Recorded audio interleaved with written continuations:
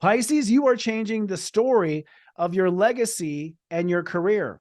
It turns out you weren't just here to make mistakes and trip over your old karma. You're here to make a difference. Or as one of my favorite Pisces, Chris Rex says, you're here to make a dent. Okay. It's time to make a dent.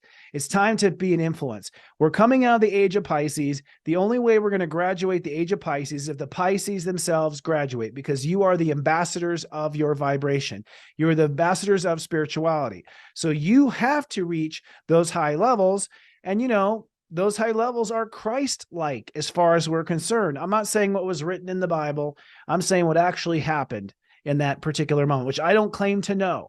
But you probably intuitively do, since you're connected to that Christ consciousness. Being a Pisces, you're a direct conduit of it. So you got to rewrite your story of what your legacy is going to be here on Earth. Now, Mercury in Capricorn says you got to friend yourself in a whole new way. You've got to become your best friend.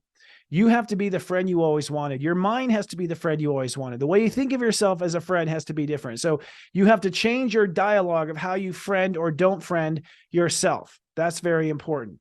And now with that trining into Jupiter, it means when you friend yourself, then your mind and your attitude about yourself is going to become abundant. It's going to become positive. So you're going to have this positive attitude about yourself.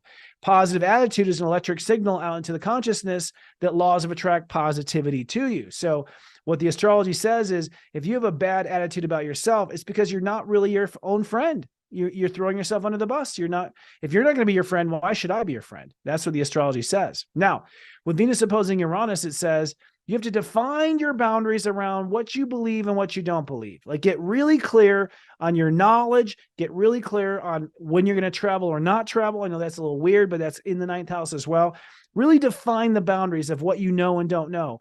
And by the way, it's perfectly fine to say, I know this, but I have no idea about that. That's real integrity when you are honest in that sense.